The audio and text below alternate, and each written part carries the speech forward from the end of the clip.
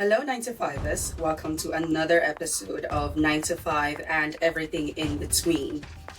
Today, we're going to be talking about mentorship. And I'm titling today's conversation Mentor RX because it's literally what the doctor ordered for me early on in my career.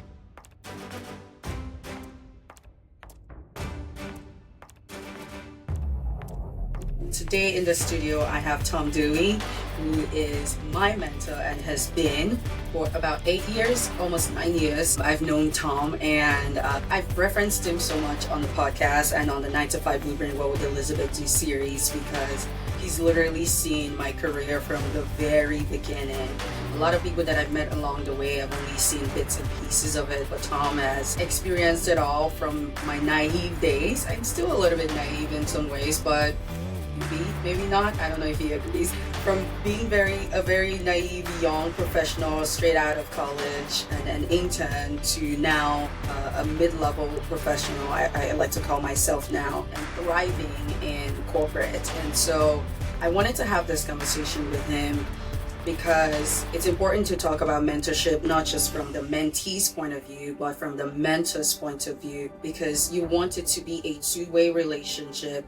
You want to ensure that you're not just getting, you're also able to give back for all the time that they're investing in you. So welcome to the studio, Tom. Thank you. Great to be here.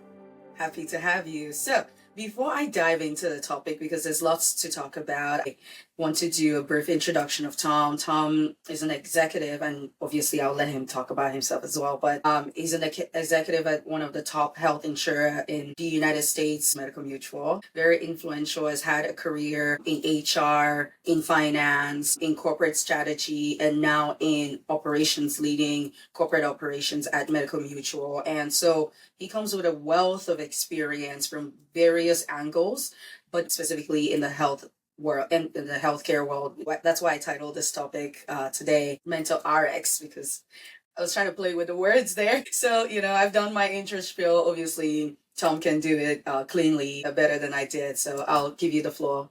Now, happy to be here, Elizabeth, and I can't believe 8 to 9 years that we've been together. I still remember some of the events we went to, and I think one was at Cleveland State, and you came up to me and we were talking, and then you asked me if I would be your mentor, and I just cannot believe, it's been that long, but I also can't believe how far you've come, and so to your point, you see somebody who's 21, 22, in college or coming out of college, and just how much you've grown in your career development. It's really been awesome to watch, and just to be part of that and watch how you've really taken ownership of your career, and you're now trying to help others take ownership of their career. It's so important. You got to manage the career a little bit. It doesn't just come to you. You've got to manage it, and you've done that. And I've been lucky just to be along the way and help you where I can. Thank you. Thank you so much. I remember the day I walked up to you, and you probably don't know this, but I don't think I've told you this, but it took me a while to approach you to become my mentor, because from the standpoint of relationship building, I've always had this idea that I have to have something important to offer to the other person. There needs to be a value that I think I can add before I can approach or even try to build a relationship with somebody. Long before I ever reached out to Tom, I admired him from afar. I knew of him in the company. I knew of his reputation as just one of the most giving and nicest executives at Medical Mutual at the time. And also, I think he was a big champion of mutual appreciation, which was the program that I was working on. I had the privilege of observing him for almost a whole year before I ever approached him. The chance came when I got a school project to interview somebody for in a management role that I admired a lot. And I reached out, I finally crafted this formal email and sent it to him. And that was when the relationship started, and I started to get to know Tom, and I finally worked up to asking him to be my mentor. Tom, I want you to talk a little bit about your career and how you think it has shaped how you mentor today. Yeah, no, appreciate the opportunity. So, I'm probably 25, 26 years into my career now. I can't believe it's gone that far. But I was very fortunate to start my career at Ernst & Young, an accounting firm, and worked there for 13 years and learned at an early age the importance of mentorship. And it was because of great mentors who I had. And Ernst & Young is not always an easy place to work. And I would not have gotten through those years without the power of a mentor and people who would invest into me, even though maybe I didn't deserve it or they didn't have a reason to. And so I've just always appreciated what people have given to me and, just kind of carried that on throughout my career, and wanting to invest in others and help people achieve. One of the things that I've tried to do over the course of my career is not make it about me, just be completely selfless as it comes to developing others because people need the help in their careers. It doesn't do a person any good. It doesn't do me any good to hoard talent or to try to hold people back or, not have the best interest of others in mind. And, what I've experienced in my own career too, not only the power of positive mentors, but I've also experienced people who I thought were mentors who really didn't have my best interest in mind. They had my best interest in mind as long as it was in their best interest. And I just swore that I wasn't going to be one of those people, Right. And so if somebody's working for me who, has great potential, I don't need to hold them back. I don't want to hold them back. I want them, even if it's to go work at another company or go work somewhere else, it all comes back around in the end. And so that's always been my philosophy, really shaped at an early age, and been fortunate at Medical Mutual to have a lot of different roles and to have a supportive culture and to be one where you could do what you wanted to do and really lead the way you want to lead. Yeah, absolutely. The first 5 years of my career was there, and I would not have left if I did not see a bigger opportunity outside.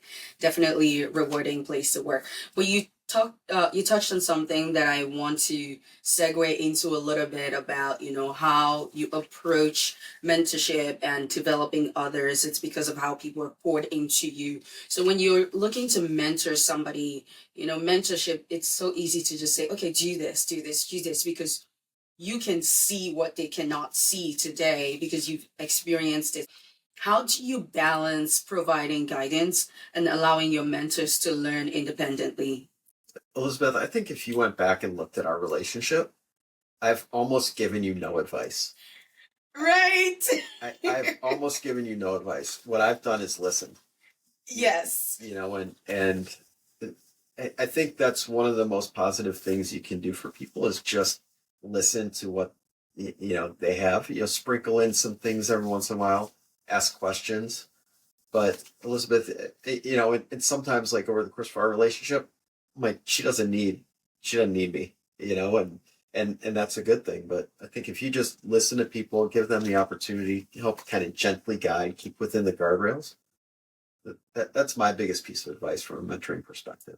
Oh my God. Oh God. Tom has had to listen to rants, cries, and so many things through the course of my career. But no, you've done a great deal. I don't know if you remember this when I had this one role as a risk adjustment specialist, and I was going through a terrible time emotionally and just not dealing with it properly. And I would just come to your office and cry. And I said I was going to quit and drive Lyft. I remember that. Tom was like, no, that's not happening. What do you think that's going to do to your career? Where would that take you? Blah, blah, blah. And gosh, I remember leaving that conversation, not realizing it, but a few months down the line, obviously, I came to the realization that, oh my God, Tom literally talked me off the ledge. I could have just ruined my career right then. And you didn't stop there. You said, you know what? Let's figure out your next steps. What do you want to do? Where do you want to go?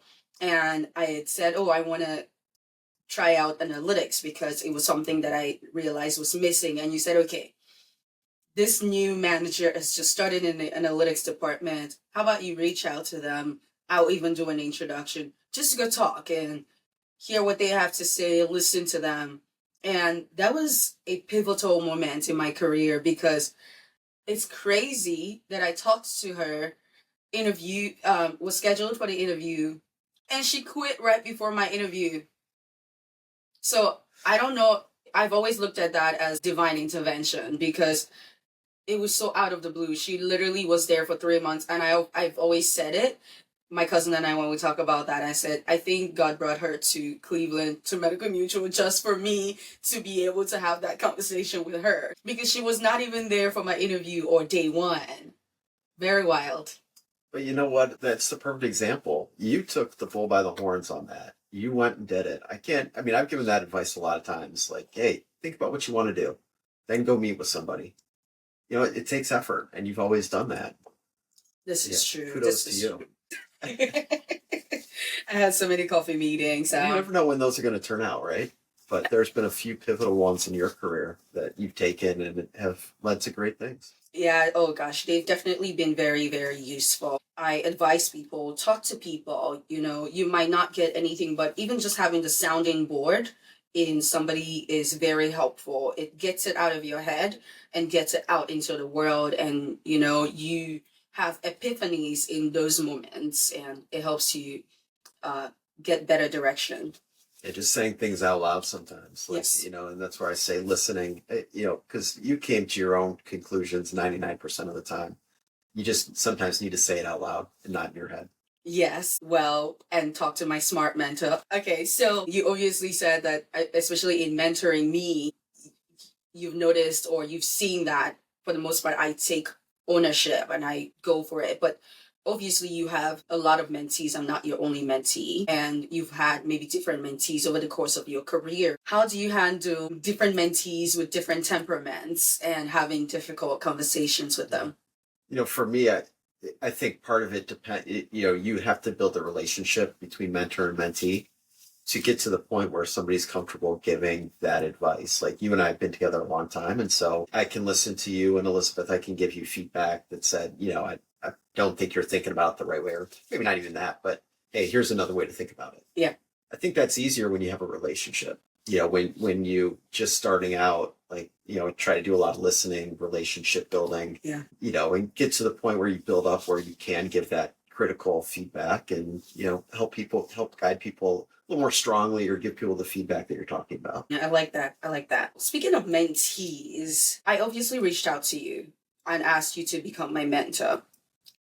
What did you see in me that made you say yes? And as a part two to that question, what do you look for in potential mentees? I think it's the answer is the same.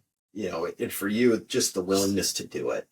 You know, and that, I mean, I had no idea that you thought about it for a period of time before you ever asked me. But the willingness to ask somebody for help on that, I think indicates a willingness or eagerness or an interest in growing. And so for me, that's the biggest thing. And that's the advice I would give to people is, you know, you have to ask, you take that first step and show an interest in growing your career. And I haven't met many people in my career who don't want to help other people. You know, so people will be willing to do it, but you have to ask and to your point, be prepared for it. And Yeah. then what you did, Elizabeth, I mean, you followed up. Like this relationship would not keep going for 8 or 9 years if it wasn't through your diligence. You know, not that we wouldn't talk and meet or whatever, but it wouldn't be on the same cadence. And Right. that's in large part on the mentees over the course of my career for the good mentoring relationships. When they've gone well, it's a lot on me to make sure that it continues to go well.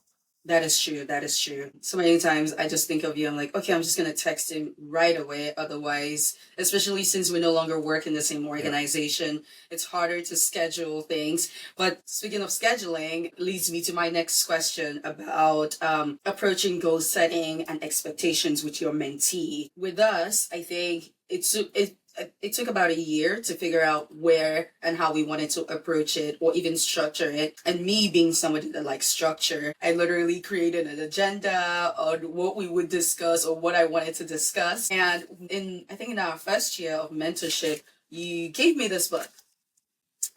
My It's, favorite. yes, it's called Developing the Leader Within You. It's by John Maxwell. And I still have the note that you tagged on. What did I say? Liz, for our future discussion. Tom. I taped it on. It's not like it's a special Very note, but thoughtful note there. it's a reminder that Tom gave me this book.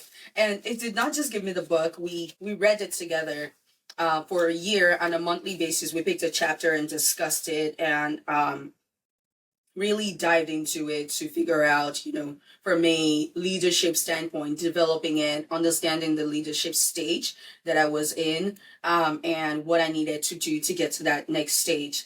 And one thing that struck me, or several parts of this book struck me really, and I have lots of notes in it to prove that point. But a phrase from one of the chapters, Developing the Leader in You, is developing your most appreciable asset, people. I always talk about people being my life's greatest asset, in that in everything that I've done, it's not being by my power or my might, but because of the people around me, the community that I have. And this quote that struck me is, you can impress people at a distance, but you can impact them only up close. And I think that is true for mentorship and the type of relationship that you're able to build. So I've gone long-winded with my question, but how do you approach goal setting and expectations? Not just with me as your mentee, because I guess with me it's a bit easy, but like with you and other mentees, how do you approach it? Yeah, I mean, I think it's super important. I remember, you bringing a binder to my office, agenda, goals, you're just super well prepared, right? Which made it really easy. But, it's that discipline, I think, of thinking ahead, planning ahead. We're recording this at what I think is one of the best times of year to be thinking and planning. It's, coming up on the new year. It's a great time to be thinking about what we plan to accomplish, what we want to accomplish. And I think there's tremendous value in writing that down on a piece of paper and being able to go back to it over the course of the year and, check in on how you've done. If you think about career, I think it's just incredibly important. And it's not just goal setting. What am I going to get done in my job next year? Mm-hmm. I need to get this thing done or this project done. I need to meet with this person or that person. But it's really about, how are you going to develop in the next year? How are you going to intentionally develop? And so that's one thing that I talk to all the people who work with me about is, what are you going to do to personally develop in the next year? Whether it's read that book or go to a conference or seminar or reach out and meet somebody, plan out the next step in your career, whatever that is. I just think it's so incredibly important. And so, anytime I'm mentoring somebody and talking to somebody about mentorship, we always go to that. What are we going to be doing to personally develop in the next year? I think you look at over the course of the career, I've been at this 25 or 26 years. You've been at it 10 years. You think about a 40-year career on average. If you can do things intentionally every year to get better, think about where you're going to be. Ooh. Look at you, Elizabeth. Speaking of that, I remember our first conversation this year. I was having this freak out moment, like, oh my God, I'm 31 and I've just started this role, or 30 at the time, and I've just started this role. I feel like I'm going to plateau. And it was just a little freak out moment. Like, I never imagined that my career would be where it is today. I've just taken each year at a time and embraced every challenge that every year has brought. And I think that's been rewarding, in that while I appreciate like goal setting, as in, when people ask you like, what's your long-term plan, 3-year plan, 5-year plan, I appreciate the thought behind it, but I don't necessarily like it, only because in the course of my career, I've just jumped at opportunities as they came. And 3 or 5-year plans don't ever go along with that. The spontaneous person in me allows me to see an opportunity that is ripe for the taking and aligned, and I'm going for it. I'm not going to wait for 3 years and say, oh no, I'm not ready for it. I'm jumping straight into the frying pan. I think that's one of the most important things a professional can do, and you see it a lot. People aren't comfortable with taking the risk, and you've done it. You've got to take a risk. You've tried different things. Some things have been better than others. But Correct. Look at your career and the trajectory you're on. And that's why I laugh when you say plateau. At age 30, come on. I mean, you're on a rocket ship. You got to keep going. Oh God, I think it's more the fear of like, then what's next? For sure. For sure. But not to go too deep into that rabbit hole. I appreciate what you said. And in January, this coming January, my cousin and I, we decided we're going to plan an event centered around goal setting. And not just goal setting, like sitting down, writing it down, vision boarding, accountability. And we're going to pair our friends. It's just with our friends. But this year, we've done a great job of meeting with our friends regularly and planning monthly events. So January's event is going to be centered around goal setting, vision boarding for the year, and we're going to pair people that would become each other's accountability partner for the year to not just soundboard, but just be there to listen. Because not everybody has the privilege of having a mentor or even knows how to approach it. So if we can do that within our friend group, within our peers, I think that would definitely be helpful. That's amazing. If everyone did that, the world would be a better place, right? I know, that's right? that's incredible. And I love the accountability piece of it. Whether it's a workout or whether it's, personal goals about how you're going to develop, just having somebody to ask you that question. And, at the end of the day, when you don't want to read that next chapter in the book, but somebody's going to ask you about it the next day, you do it. Exactly. Yeah, I would stay up all night to read it. Yeah. So, do you ever in your mentorship relationships get into situations where it feels like it's fizzled out and or like this is not working out anymore? Do you ever formally pull the plug or just do you just let things just end? It's a really good question. I don't know that I've ever formally pulled the plug. I think that mentoring relationships I've had that end, it's because the person stops reaching out or the person, it could be leaves the company and I do not get to see them. Oh no. Did you know?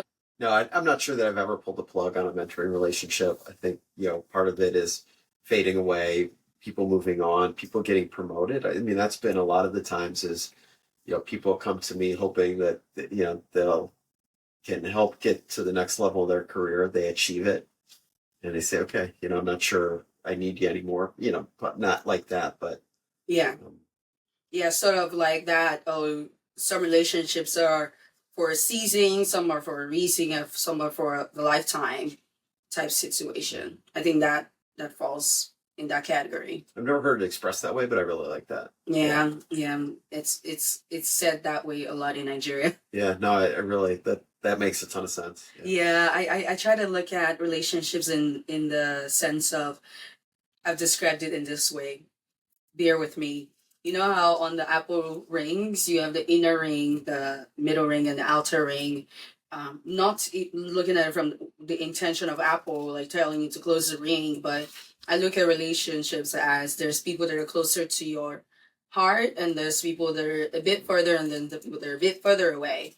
And throughout the course of my life, I've realized that people move in and out of rings. Like some people are closer in the season, some people are farther, they're going through stuff or their life is just going in a different direction and they're just not as close. But then I realized some people are also eventually they just are no longer even in the path of the ring. They're so far out, so that's how I look at it visually. Yeah, that makes a ton of sense. Yeah. Okay, segueing completely out of, the relationship part of it. Obviously, you have mentees that work in different industries as you. This is putting you on the spot a little bit, but like you're in health insurance. Do you ever stay up to date with real estate to, drive conversation? That's a great question. And I probably don't do it as well as I could. I read a ton. So like the Wall Street Journal, for instance, I read every day. And obviously there's a real estate component of that. Yeah. But Elizabeth, I'm not sure over the course of our 8-9 years how much we've really talked business. So it's been about people and experiences and that kind of thing. And so it's a great point. It's a really, really good point. And probably me doing a little more of that could lead to some fruitful conversations.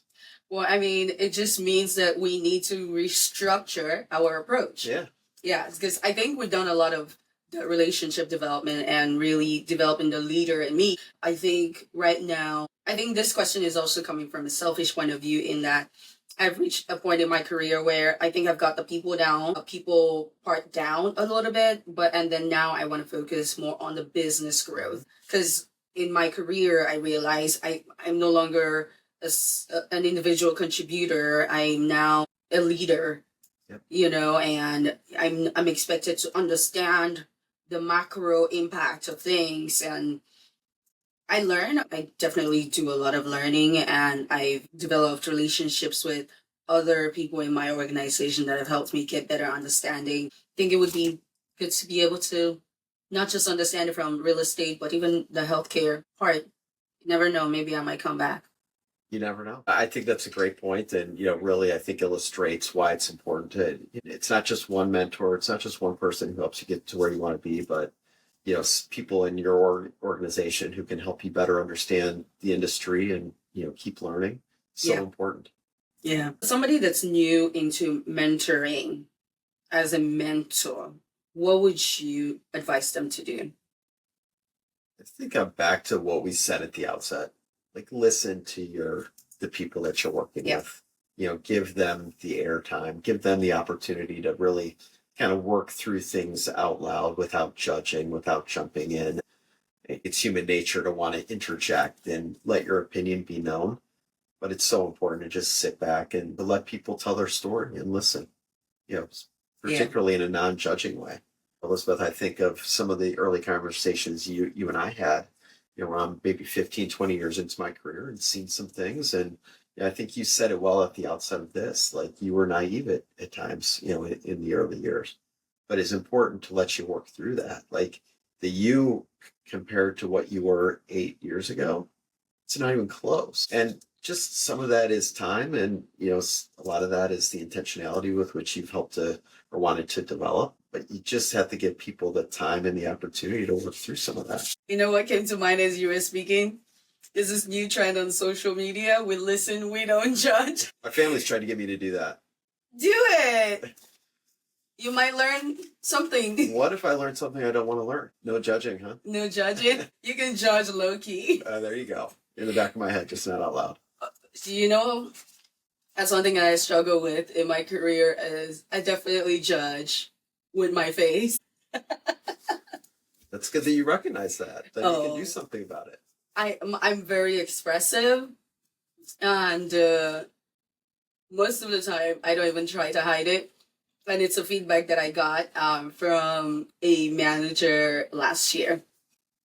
We worked together very closely for a short period of time, and we were doing a 360 feedback, and I asked her, what would you change or advise me to change? And she said, Elizabeth, your face is just too honest.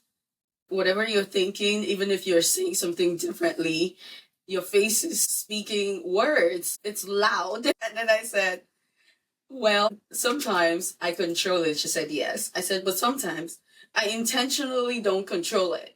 Because while I cannot use the words, I want the person to clearly see that I'm judging and I'm not happy with what is happening in the moment. But yeah. That's I completely get it. I think the thing, you and I have talked about, is you as the leader, right? People start watching you at a different level now than they did 8, 9 years ago.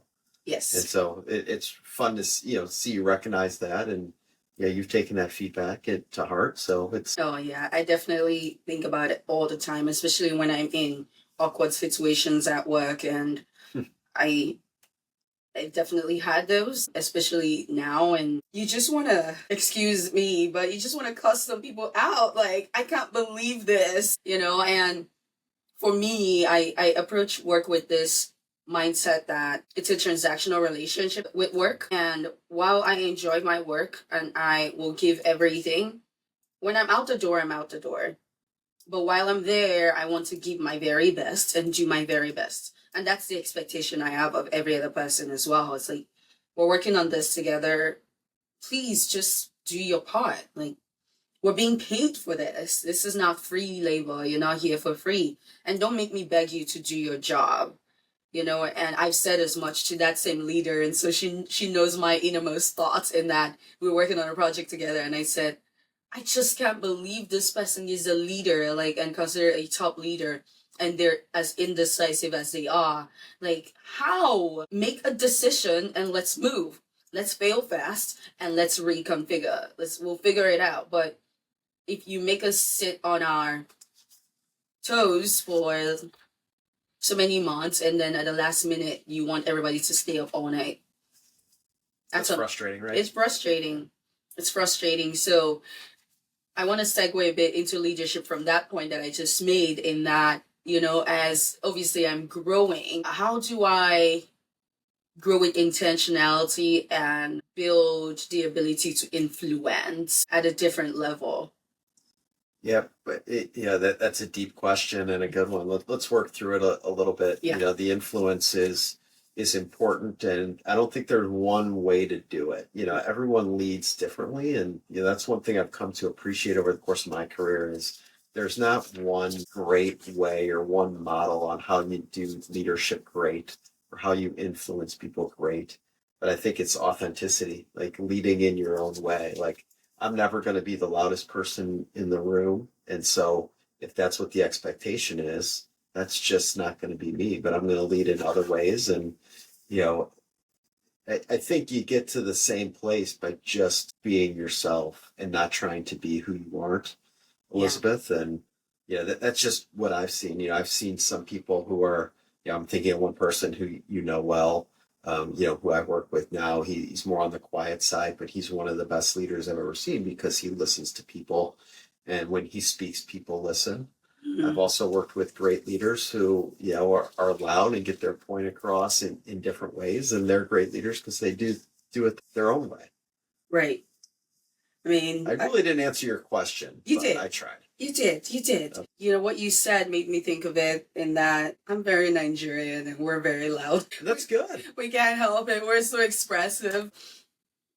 One way I've tried to, manage that or manage the expectations from a leadership point of view is, I lead with, this is me, this is who I am, and I allow people to get to know me. And so they start to understand my approach just because they know me, they know the true me, and they know it's not coming from a place of judgment or critique or even just hate. I'm just expressing dissatisfaction. And with the 9 to 5 blueprint, I have an employee, and from year to year, she appreciates me. I appreciate her work, but sometimes she just falls short of expectation. And like we have a conversation about it. I reach out to her to say I want to address XYZ.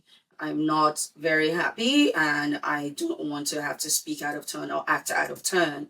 And this is how I reset expectation. She's always very appreciative of that because I don't even know how to yell at people, to be honest. I find it cringe, but I like to have conversations through it. And through her, I'm learning leadership in a different way too. Sometimes I want to blow a fuse, but I don't.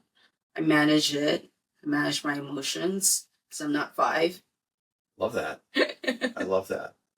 But you said something important in there, and it's the relationship building. It's letting people get to know you. And Elizabeth, you're coming at it from a good angle, right? You're coming at it just trying to improve, and you have to be able to give that critical feedback. You have to. Correct. It just makes it a lot easier when the person on the other end of the hard feedback knows that you care. That is true. I have one final question, and this is one thing that I've struggled with, is how can I ensure that my mentorship relationship is mutually beneficial? I'm not sure I have a great answer there. In every relationship, that it should be mutual, but there's also an element of it of, when you're the mentor, you're doing it out of hopes that you can help somebody else without expectation of something in return. Like, Elizabeth, I've never gone to meet with you or gotten on the phone with you or come to do a podcast with you with an expectation that there's something in it for me, and that's just kind of the way I've been trying to do it. Like I'm here to help you. Like the biggest thing for me is seeing the success that you've had. You had a lot of success at our company. You left for a great opportunity. You've continued to progress. And so that's satisfaction enough. I had a mentee at Medical Mutual probably 8-9 years ago who, just a lot like you and putting herself out there and going after opportunities. And, this year she was one of Crane's 40 under 40. And it's like, I'm just so proud of the person. Like 10 years ago, I would have never have seen that coming. Like, but now, after a couple of years of working with her, I'm like, yeah, she's going totally deserving. And I don't need any more than that. Yeah. But I think you ask a good question because maybe some people are different. Yeah. But also being willing to listen on the other end too. Like everyone's got something going on. Everyone's working through something. And, Elizabeth, I think recognizing that the person sitting across the table as your mentor maybe has some things they want to get off their chest too. So Yeah, that's why when I made our agenda, I said, okay, Tom, your turn. completely fair. But most of the time, I ended up talking. And that's what we're there for. But I appreciate you giving the floor and asking if there's something I want to talk about too. Yeah, I definitely appreciate it. And I remember the one year when we had like goals together. I still have that binder. I have to dig it out one day. No, and that helped me. Like you probably don't realize it, but like for me, articulating it to somebody who's independent of what I was doing, Yeah. Was helpful. And you were also helpful to me. You were a young professional at the time, still are a young professional, even though you've had a lot of great career success. Just getting a different perspective on what I'm thinking. At the time I was chief people officer. And so Yeah. just getting the pulse of what's going on in the organization was incredibly helpful. Yeah. So don't ever underestimate the power of kind of that bilateral exchange of information. You've been helpful to me. I like to think, this is coming from a very selfish point of view, that influenced the design of the new building. Of course you did. Because I remember we had a conversation, and one time I was just ranting about how stiff the office was. Yeah. And I was saying, man, I wish it was more open and colorful and just relaxing and with different rooms. And then when I saw the blueprint of the new office design, I said, did I have a hand in that? So you never know. The seeds you plant, you never know. People are listening. And that's, of course you did. Of course you did. Well, I'm glad I shared the thoughts then. Yeah.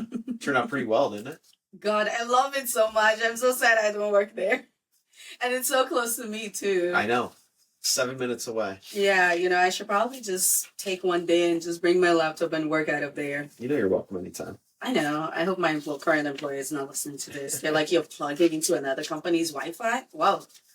Breach. We won't steal your data. I mean, there's nothing to steal. Your healthcare and real estate. Yeah, there you go.